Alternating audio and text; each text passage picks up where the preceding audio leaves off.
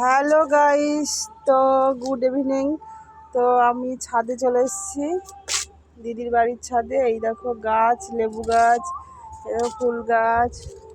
এই দেখো একটা ছোট্ট এটাকে কি ফুল গাছ বলে জানি না।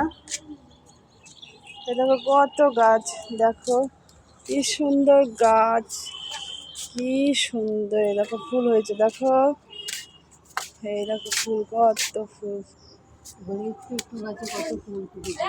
এই দেখো জুঁই ফুলের গাছ, দেখেছো? জুঁই ফুলগুলো সব সকালে তোলা হয়েছে, আর বৃষ্টির মধ্যে সব গাছগুলো সব নেতিয়ে নেতিয়ে পড়ে গেছিলো, ভেঙে গেছিলো।